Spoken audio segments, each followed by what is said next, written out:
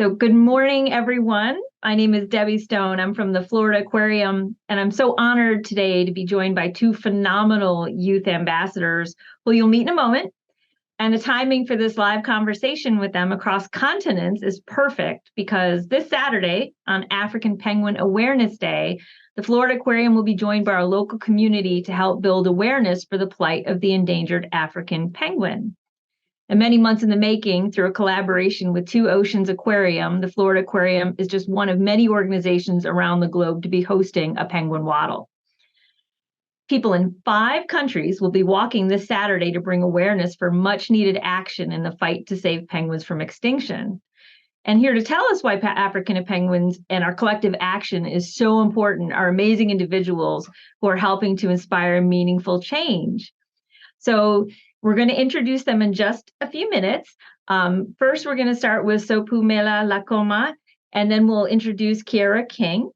So a little bit about Sophumelela Qoma, who comes from the Eastern Cape, passionate advocate for marine conservation, earned her diploma in nature conservation from Nelson Mandela University, and is now the co-owner of the Shark Research Unit and founder of an ocean investment trust in Mossel Bay. Sophu is featured in National Geographic Wild's 2021 Shark Attack Files and the 2023 Shark Eat Shark special premiere. With her dedication to outreach, education, and conservation, she also holds key positions as the African Regional Coordinator for Minorities and Shark Sciences, the Biodiversity Representative for Africa, and Deputy Secretary for the IUCN African Protected Areas Congress Youth Program, a dive fellow at the Nature, Environment, and Wildlife Conservation Trust, and the Keep Fin Alive ambassador. So that's incredibly impressive. And I'm so excited to hear from you first, Sophu, about why you think it's so important for youth to get involved in conservation, and particularly the African penguin. Here we go. Hi, Debbie. Thank you so much. Thank you so much for that introduction. I was like literally smiling. And so basically, first and foremost, African penguins are like the most cutest species. And I think it's always one of those species that you can start a conversation, people can relate to you. Because I truly believe that in every aspect of conservation, we always need to get into that human element of people actually caring about what you're talking about. Otherwise, there won't be any action that happens or any action otherwise. And what makes the African penguins so special is the fact that, first of all, they are found in South Africa and Namibia. And therefore, it's our responsibility. If we don't do something about it, no one's going to do something about it, and we need to lead the charge. And secondly, they are keystone species, and they tell us a lot about what's happening in the ocean. I'm sure we all know the saying of we know more about Mars than our ocean. And therefore, it's very important to actually zone into our keystone species and how they're doing, because they tell us a lot about what's happening in the ocean.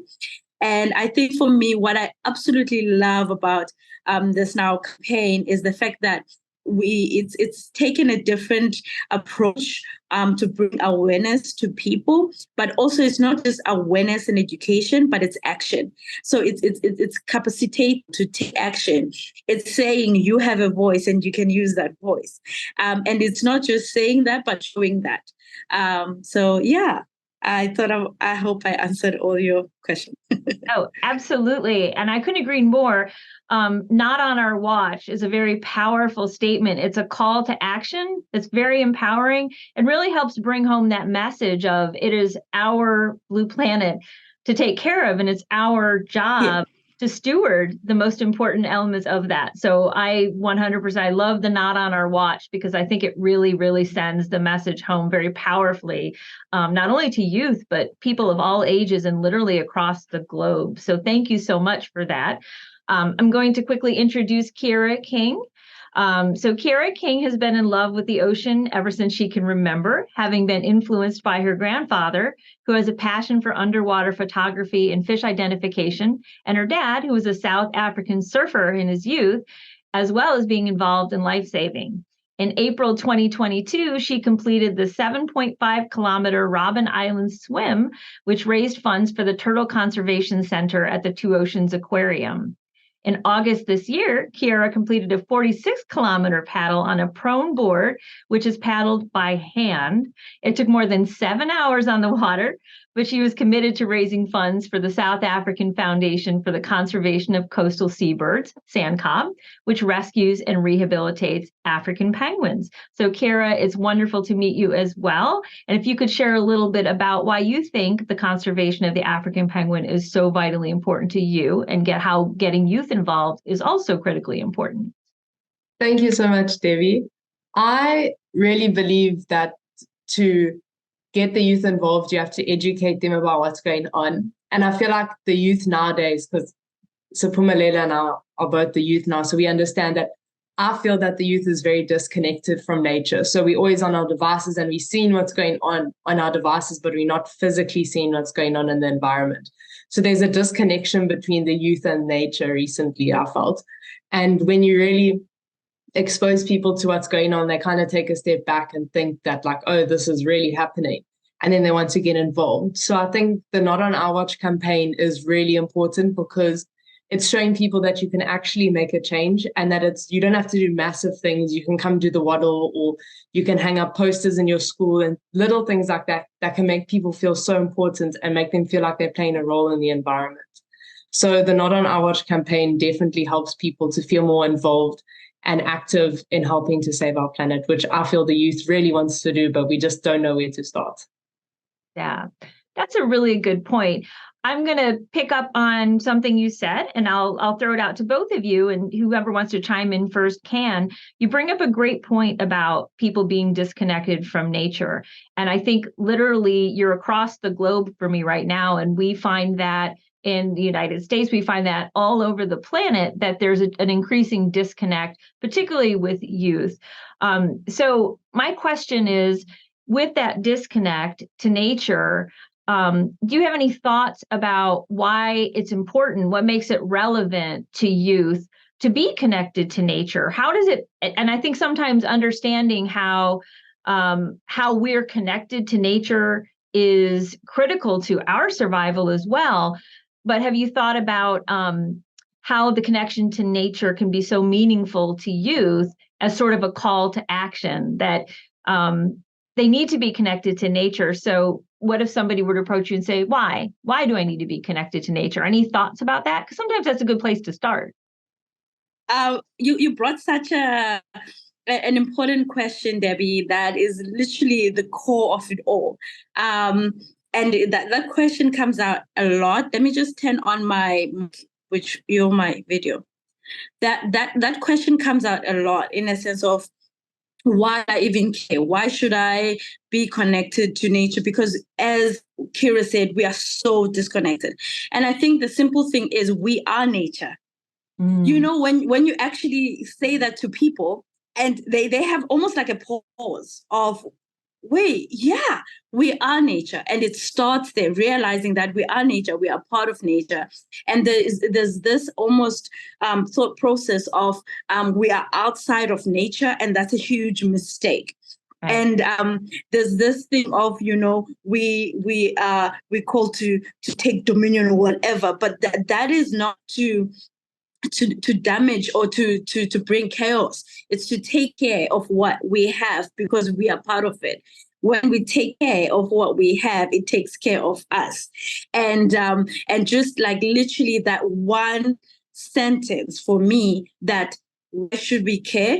Because we are nature. You are nature, and therefore we are part of the system. And everything that happens to the system comes back to us. I think another thing is that our generation, especially younger generation, like almost your Keira generation, there's a lot of this embrace of anxiety and depression. And I'm not saying those things are not real, but honestly, the minute you get into nature, you know, and you get connected again, those things, you almost kind of find a mechanism, like a coping mechanism through nature. And I think this concept is also being starting to get embraced even more and scientifically being proven as how that power of you just connecting back to nature can just center you in all levels. Thank you. Excellent. Yeah. Keira, do you want to chime in? I know we had some muting and unmuting there. Joys of technology. I think Sophumelela got it right on the head. I definitely feel that people always are asking, why are you doing these things? Why are you trying to raise awareness? They always have a sense of nature's always going to be there. But that's just because we are so disconnected from it. So I think it's really important for the youth to actually go into nature. Even in biology, some people in my class are so disconnected from what we're doing about plants that they don't understand what's going on. And I feel like I kind of understand what's going on with the connection to nature and spending time in nature. It's helped me to understand the way that nature works, because as Sophumelela said, if we help nature, nature will help us. I think it's very interlinked, those two. Absolutely. So this is a big question, but I think it's an important one. Both of you are so passionate, are doing so much for African penguins. What gives you hope when you get up every day and you face the day and you have optimism and enthusiasm for making a difference? Where do you draw your hope from, and where does it come from? I think that my hope comes from being around people who have the same passion as me, especially with this NOW campaign. We are so connected with international aquariums and foundations and then local schools and things. And you find people that have similar passion for you. And when you're with people that have similar passion to you, I get super amped and I just want to go for it. And it actually gives me hope, because then I feel like other people care, and that if we can all stand together, then we can definitely make a difference. Beautifully put. Yeah. Sophu, we'll turn it over to you too. That was so good, Keira. Yeah. You actually touched on the tribe thing. The tribe is very, very important. You need a tribe. And to add to that, for me, it's honestly the younger generation, seeing my 2-month, my brother's 2-month-year-old. And I remember I bought her an African penguin, and I spoke to her and I literally cried, because it brought to reality of what we're actually doing. We're doing it for generations. Its impact is easy. It's not. Hence, it's so important. I think we become tribe-minded. Connect to people that will fuel us rather than take us down. So yeah. Wonderful. So we'll go ahead and we'll stick with you, Sophu. I'm going to ask a question. I'll go to you first, and then Keira, just so we can mute and unmute efficiently. So obviously, where you are, you have the wonderful opportunity of seeing African penguins in their natural habitat. What would you say to someone who doesn't live where penguins live, specifically African penguins, and say, I really want to help? Maybe somebody in the United States or someone in Europe or somewhere else where they may not have them literally in their backyard. And they say, I really want to help. What's one thing I can do? What do you think is the most important thing, or one of the most important things that somebody can do, particularly youth, to actually help African penguins? Literally, support NOW campaign. You can help us to send letters to the minister, because it's all about mass. If you get a lot of people saying the same thing, we're going to see change. So people must not, their voices not heard because they are far. We actually need you. It's even more important if you are far, because it shows how far our reach can go. And literally partner, follow, share, link up to the pledges, organize your own Waddle. Why not send us pictures so that we can share those pictures as well? So there's honestly, yeah, those are the few that I can quickly just say. That's fantastic. And that's important to know, that no matter where you are on the planet, you can make a difference by getting involved and not on our watch. So thank you so much for that. Keira, I'm going to pass it to you too, to talk about what you think is the most important thing, or one of the most important things that youth can do to get involved. I kind of live on the other side of the country to the African penguins, but how I feel that the youth can get involved, as Sophumelela said, if you come with your masses, with lots of people who have the same passion and want to help. Because if you sit by yourself and you think it's so much to do by yourself, yourself. And it's so much easier if you get a kind of community going of people who are passionate about helping. So definitely finding a group of people like your little tribe, as we said, to kind of like push you along so that you all have the same common goal, and like emailing the minister and raising awareness and educating people who are unaware of what's happening with the African penguin is also super important. Absolutely. Thank you so much. I'm going to shift gears a little bit and turn it over to Sophu again. We talk about the issues and the plight of the African penguin. Can you share a little bit about what you think some of the most pressing issues are facing African penguins in their natural habitats? What are the things that you're most concerned about and that we should all be the most concerned about? I think, honestly, it's the food availability. It was actually shocking because for me, for the longest time, I thought the issues with African penguin were oil, spillages and all of that. And those are also issues. But one of the biggest one is actually food availability. So we need to make sure that we watch what we eat. And also, if we can interact, obviously, with the fisheries, that's always amazing. But it's always nice to do it undercover. Like the Now campaign, people that will guide you on how to go through these processes. But the one big thing is the food availability and how to tackle that. And there's a right way to tackle that without us, attacking people, but actually bringing people. And that's what I actually love about the campaign, bringing people together and saying, look, this is what's happening. How can we then together tackle that? And so that's a big one for me. Excellent. Thank you so much. Keira, same question. One of the most pressing issues.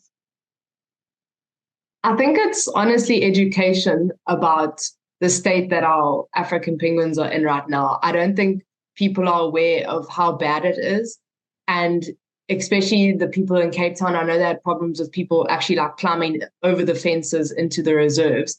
So it's just that element, that lack of education around the importance of the African penguin, and that we actually need to help them instead of just casually living our lives like we used to, and almost take precaution when you're around them. Like especially in Cape Town, I know they have problems with the penguins coming into the towns and having to remove them from there, because I feel like the humans have crept so much closer into their lives that they don't have anywhere else to go. So I think especially giving them their space and educating people that they need their space too is really important. Yeah, thank you so much. One thing that you both touched on a little bit that I think is really important is when it comes to conservation action and African penguins and other environmental issues. I think sometimes our audiences are reluctant for fear of thinking that the message is going to be all the things that you can't do or shouldn't do, kind of almost like it becomes you have to change everything overnight to make a difference, when in reality, it really is about working with your local community and working with audiences together to find common solutions. Because sometimes it's not as easy as flipping a switch and saying, okay, we're going to stop doing this one thing altogether overnight. And so I think sometimes resistance comes from fear of folks going, I don't want to get involved because this practice is really important to my family or to my community. And if we're told you can't fish or you can't enjoy tourism, it becomes a push and pull of our actions being bad versus good, rather than no, we're all working together to find common solutions. Have either one of you ever encountered that sort of fear or resistance as a barrier for people getting involved? I'm curious to see. Sophu, we'll see what your thoughts are. Definitely. Yeah. No, definitely. With working with people a lot, you get that, because a lot of the time, even the way awareness or education comes out, it's so negative and not empowering at all. It's like, you doing this and it's slandering, and you're not bringing options, you're not bringing solutions. You're just telling me I need to stop doing that, but you're not thinking about the impact this one practice has in my personal life. And another thing, I've also worked with organizations and companies working with MPAs a lot, and that thing of trying to push this don't fish on local people, but not really looking at the bigger impact, because it's always easier to go to local communities because they're reachable, and it's easier to make them switch into whatever you want rather than the bigger problems, right? And I always feel like the local communities are actually our alibis, because if you take the time and go speak to them. I'm from the rural areas myself. I know what I'm talking about. If you take your time to speak to them, you will hear them. They are conservation is in the heart, okay, of practices. They know if something, I'm used to seeing those many sizes here in this area, and therefore I know season once the key indicators it's time to move to a different area, and all of those things, they do those naturally. There is very much reluctancy when we don't engage with people thinking that we know better. Let's go to people and have a conversation. And let's see the solution together. And that's exactly what this, I love campaign, because it's doing that on the ground. So, yeah. Wonderful. Thank you. Keira, how about you? So far, I haven't encountered any resistance. But I've been thinking that if you had to explain it to people, it's almost like when that changeover from plastic straws to paper straws happened. It wasn't like all the restaurants at once were stopping using plastic altogether. They kind of started a few coffee shops or something with a paper straw, and then people were like, okay, this is another option and it works and things like that. And then the biodegradable straws came up. So I feel like it's similar to that if you explain it to people like that it won't all happen all at once and you'll just have to get rid of everything totally, that you can take it step by step, slowly by slowly, and then eventually you actually realize that you don't need to do what you've been doing anymore. Right. That's a good point. And you bring up something too about, skipping the straw or changing a behavior. Sometimes we encounter the notion of, doing this one thing, just me, I'm an individual, it's not going to make a difference. But you've both touched on the idea that collectively our actions come together and make a huge difference.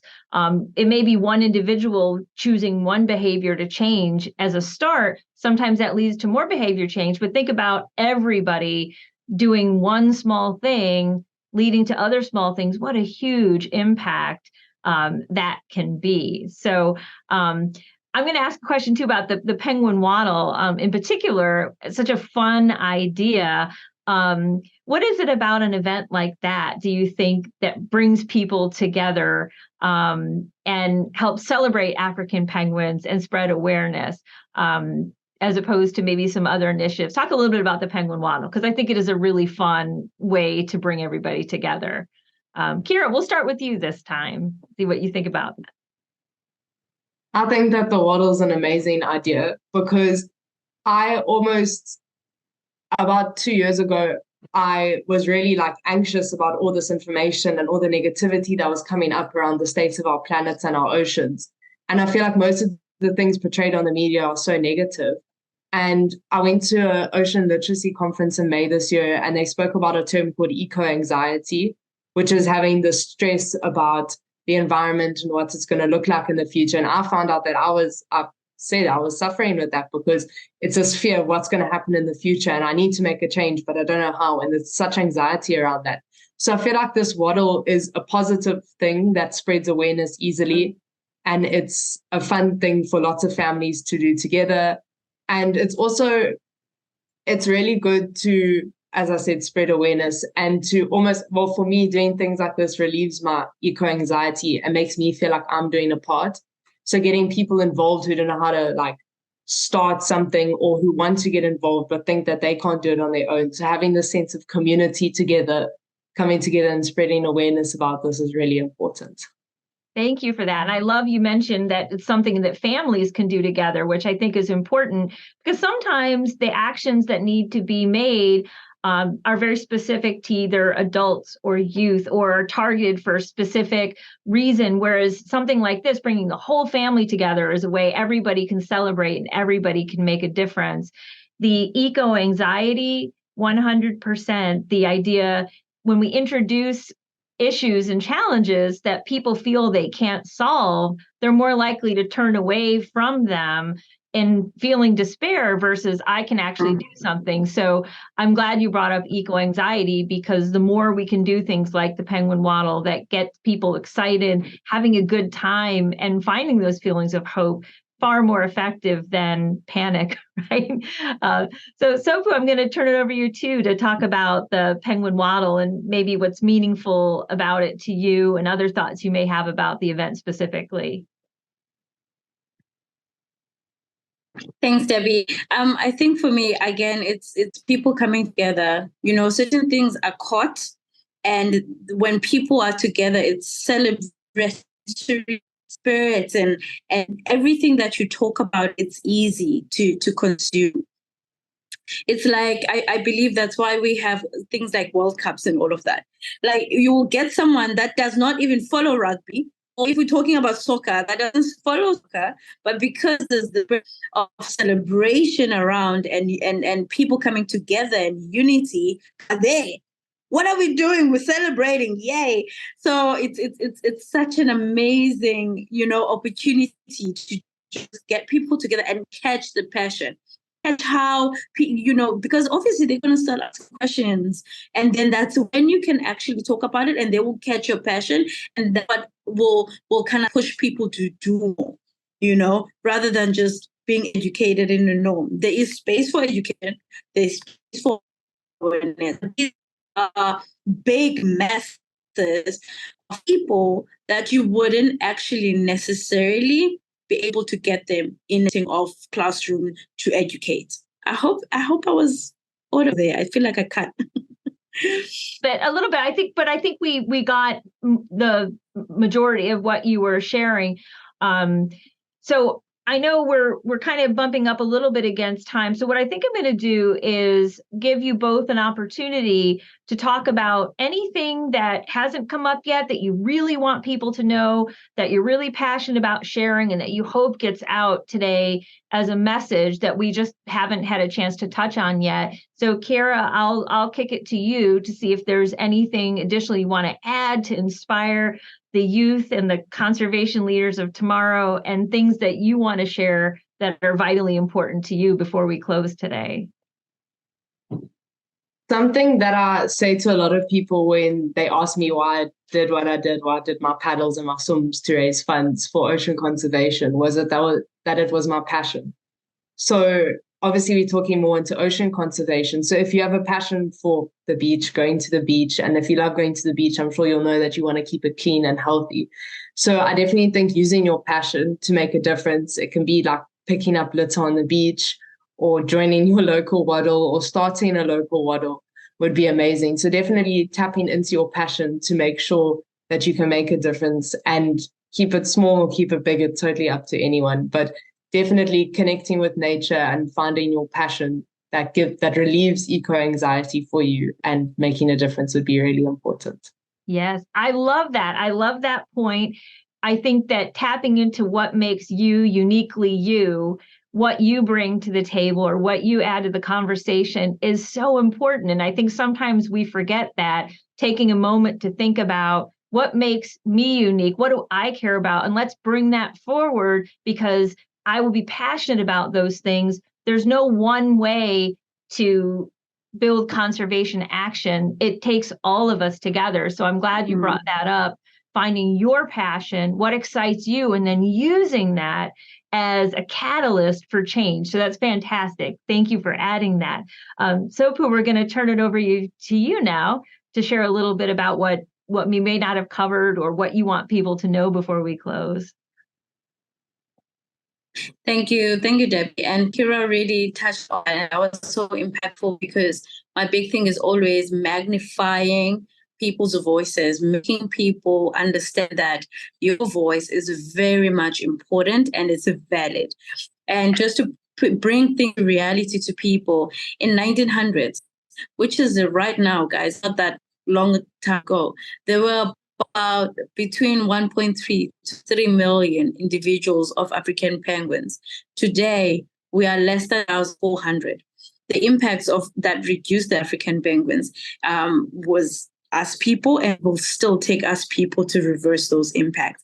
And I just like what in a sense of find your why, find your reason, and connect it to a call to action, if I can put it like that, because it will take each and every person to do something and make an act and take action for us to start seeing change. And this part of magnifying voices, it's so important, because I feel like we have to say it consistently, that people, your voice, you might feel like you are literally, a grain of salt in it all, but it's so impactful. There's millions of people that are feeling like, they are grains of salt. And together we are making a batch of salt. I don't know what's the right word, but I'm trying to say is, voice is so important. Use it. You can use it to action. And connect it to your sense of call to action and do something. Thank you.